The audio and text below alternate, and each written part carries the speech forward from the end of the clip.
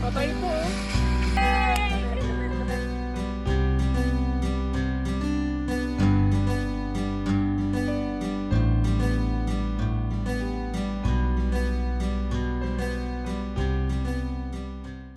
Okay, class? Dahil lumabas na ang score nyo ng exam, ipamimigay ko na rin yung mga test paper. Tingnan nyo na lang yung mga score nyo nakalagay sa taas. Thanks, sir.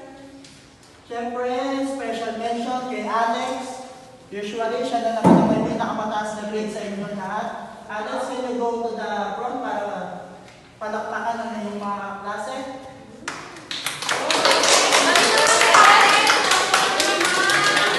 Nakakuha ko ng isang perfect score mula sa ating exam.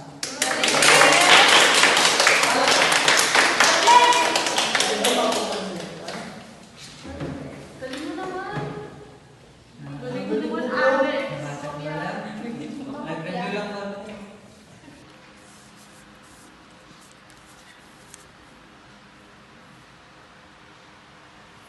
Natutuwa na naman sila mom and dad.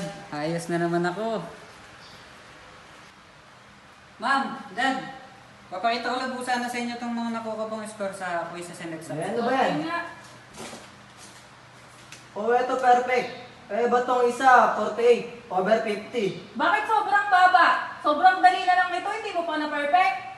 Ano bang nangyayari sa pag-aaral mo? Pinag-aaral ka na mabuti, tapos ganito yung susukulin mo sa amin. Di mo gayahin yung mga ibang bata dyan? Ginawa ko ng best ko. Yan na po yung kaya ko eh. Hindi pa ito yung best mo, galingan mo naman! Ano, Alex? Ganyan ka lang palagi! Wala kang kwentang bata! Buti yung pag-aaral mo. Ah! Eto ka! Wala na naman kwenta yung pinagkagawa mo. Hindi mo na naman nasatisfy lang gusto nila mom and dad. Bakit ba napakabobo mo?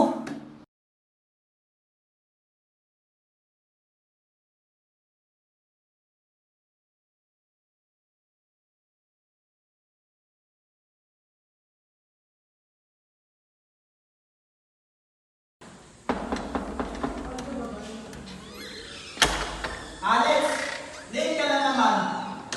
Lika dito sa harap. Dito ka maupo. Dito ka. Ikaw, bata ka, ano ba yung pinagagawa mo sa buhay mo? Sinasayang mo, dati matataas yung grade mo, ngayon puro mga bagsak. Ano ba nangyayari sa'yo? Hindi ko na din mo alam. Alam mo, kahit anong pinagdadaanan mo sa buhay, lagi mong nang naisipin yung pag-aaral mo. Ano ba nangyayari sa'yo, bata ka, Alex? Yung mga grade mo, biglang bumaba. Hindi ko na po alam. Paano na yung mangyayari sa'yo yan? Hindi kita mabibigyan ng mataas na grade kung puro ganyan yung pinakikita mo sa akin. Hello po, ma'am. O, sige po, sa office po. Sige po. Iiwanan ko muna kayo dyan. Huwag kayong magkagulo. Pinatatawag lang ako sa office. Okay po, sir. Sandali lang ako. Huwag kayong magulo dyan. Okay po, sir. Ano ba yan? From highest to lowest? Oo nga. Alam pa naman ang sarili mo. Bilib na bilib ba naman kami sa inyo? Tara na nga. Iwala na nga natin yan.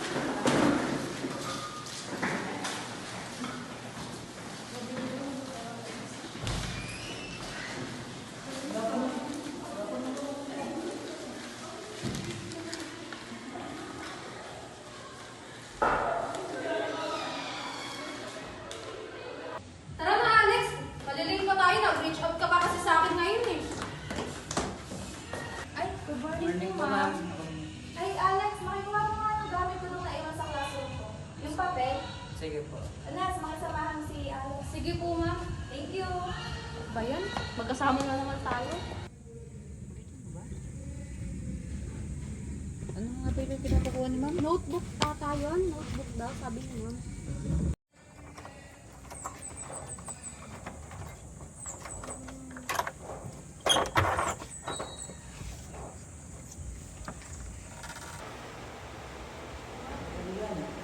Uy, ang dami nun!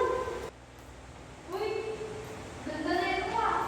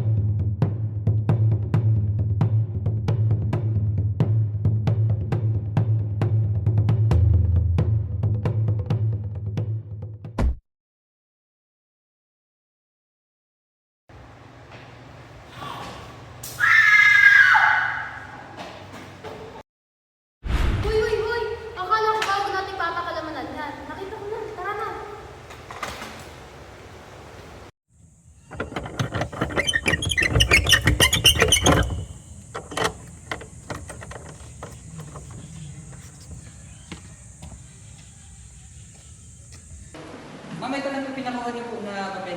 Salamat, Alex. Nakakaka. Ay, bro. Tagalan po kami, ma'am. Natabunan po kami. Sige, maupo na kayo. Okay, good morning, class. Good morning, ma'am. So today, magkakaroon tayo ng oral recitation and syempre gusto ko rin marinig yung mga motivation nyo at para ma-share nyo rin sa inyong mga klase. So, Ma'am, muna na po ako. sige, Alex. Ma'am, kaya po ako nagsusumikap po at nagpapakapagod po sa pag-aaral is because I'm hoping and wishing that someday I can be my parents proud po.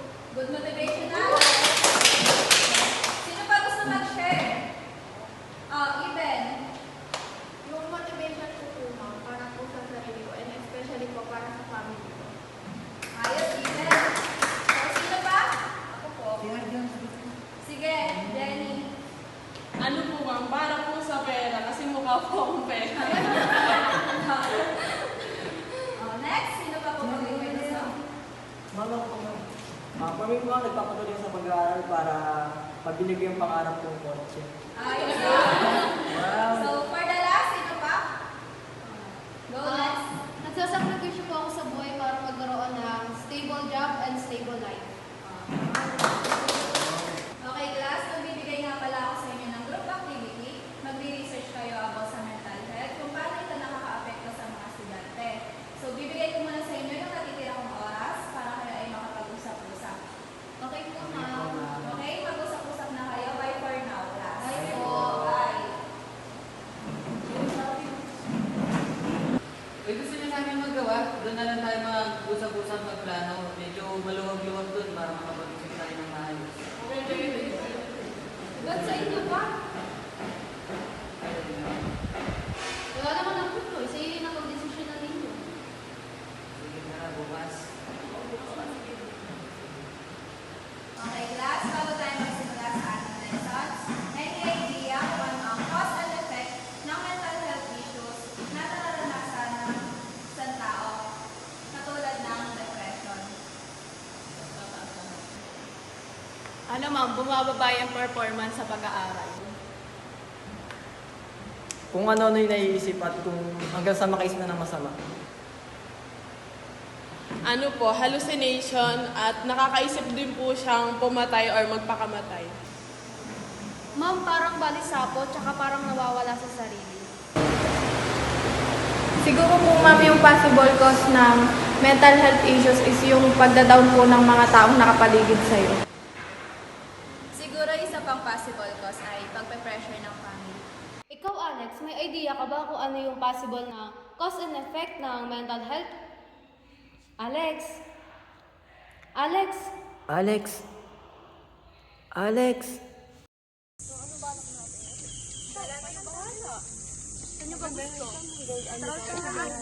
Ready? Stroll tayo.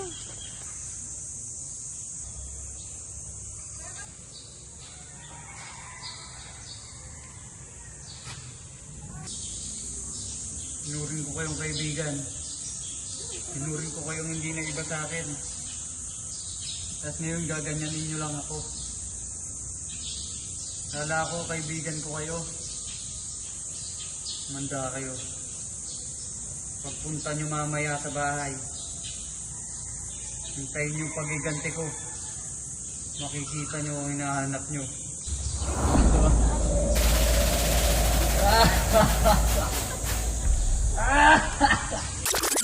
Gala kaya tayo. Ano oras po tayo pupunta kala Alex? Bakit di mo natin kasama si Alex? Bakit pa natin siya isasama? Wala naman sa pakinabang. Huwag na, di na natin sa kailangan. Sa bagay, ang taong walang pakinabang, hindi na dapat pinapakalabanan, di ba? Ano? Kaso wala na tayong source. Paghanap tayo pa nila source. Tara. Uy! Si JR pala to! Ba't ang tagal mo sa pagaling?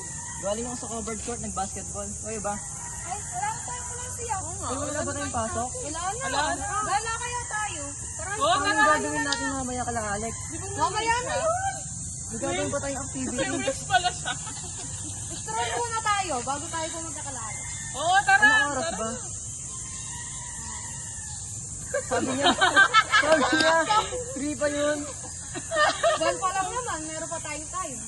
Tara na! Okay, sige. Tara tayo gamit yung wheels mo. Wow, may wish siya!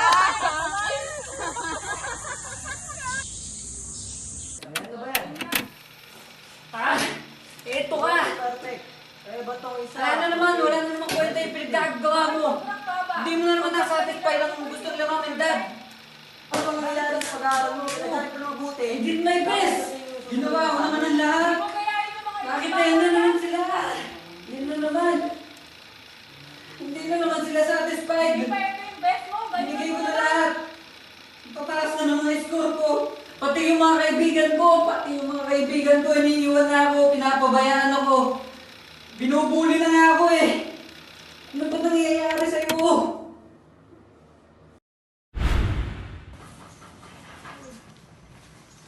Alex! Alex! Uy, sorry. Pasok kayo.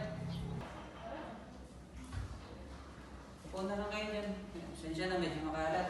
Wala sila mami eh. Nag-out of town. Kaya tayo lang muna dito.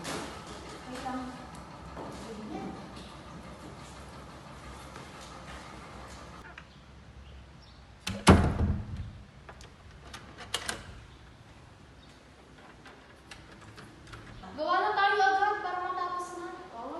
Gawa kayo. Uy, gagawa nyo naman. Gagawa agad. Oo. Inom muna tayo dito. Maaga pa. Ang oras pa lang. Tapos, Pwede ba't din. tayo TV? Pwede din, sige. Tara, pwede. Pagbigyan. Magtitipla ko na kayo. Sige. Sinabi ko sa akin buhay.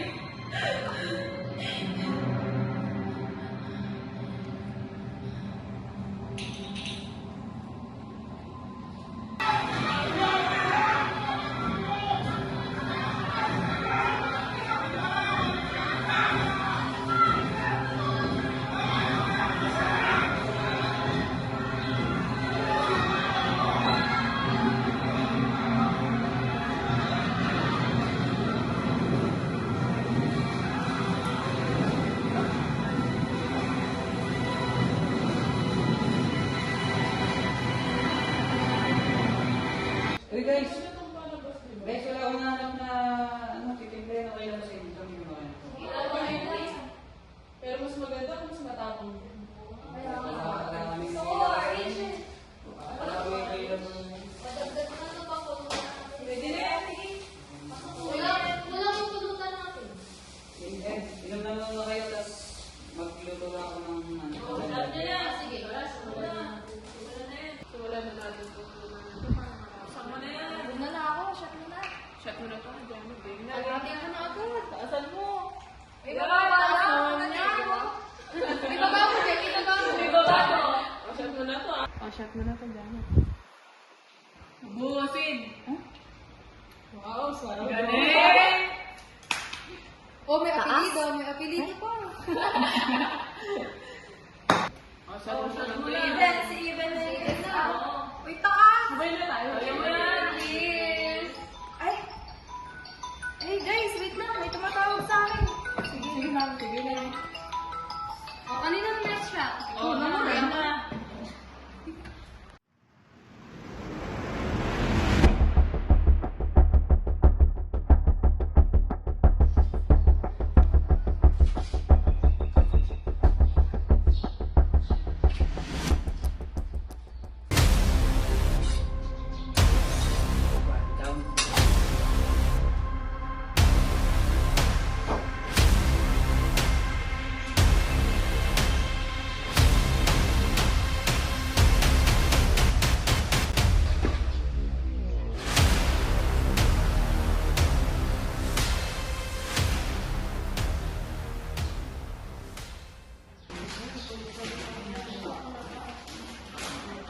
Dad, bili ka nga daw ng isang red horse doon sa labas. Para may mainom ba sila. Sige.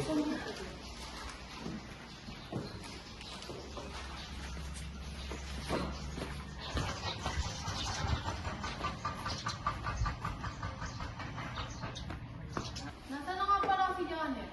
Umuwi na. Umuwi, yan din yung gamit niya. Hindi na Focus na pagkawala. to. Wala pa din siya. Tignan niyo si Jen, lasing na. Ano na yun? Iinom muna ako.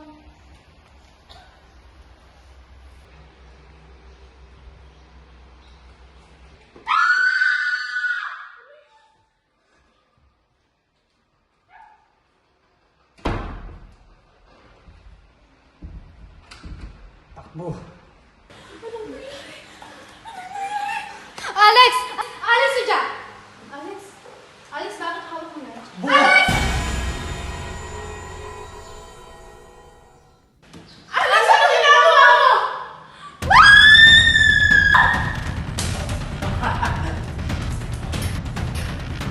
Alex, wag! Parang awa mo na!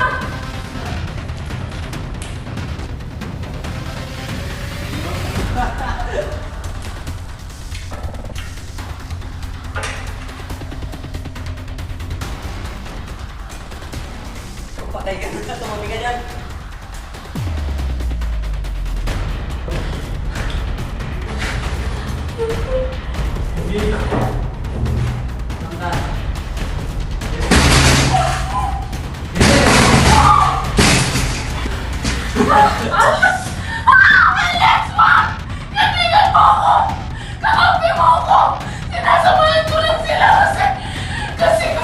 Hindi mo ko malililang!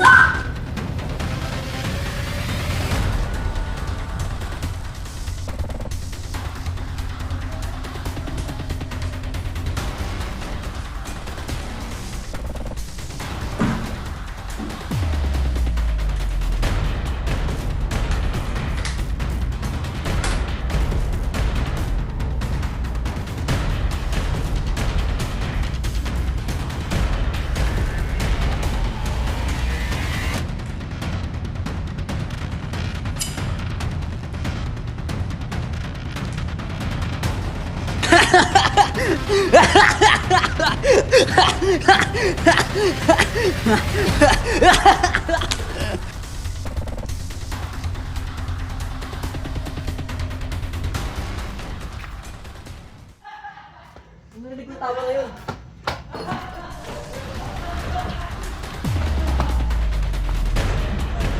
Alex! Anong ginagawa mo?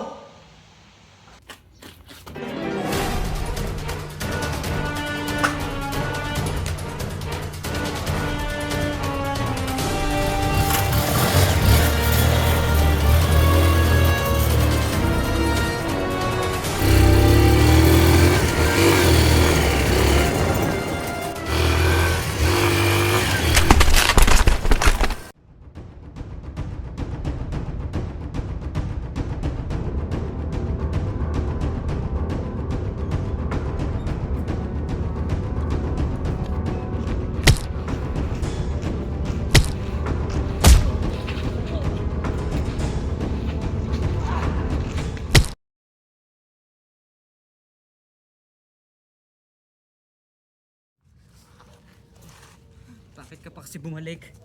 Di ba pinalis na kita? Pinalis na kita para hindi ka na madamay. Nakita mo pa tuloy yung ginawa ko.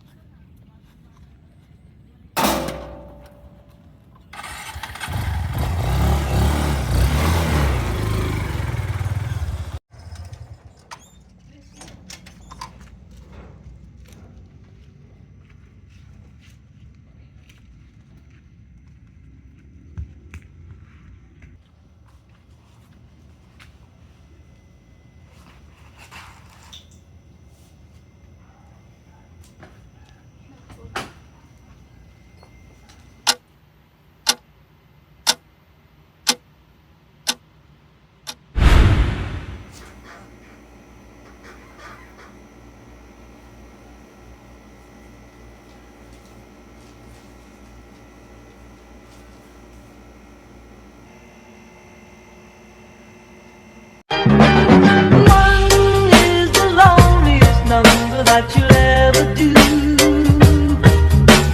Two can be as bad as one. It's the loneliest number since the number one. One is the loneliest number that you'll ever do.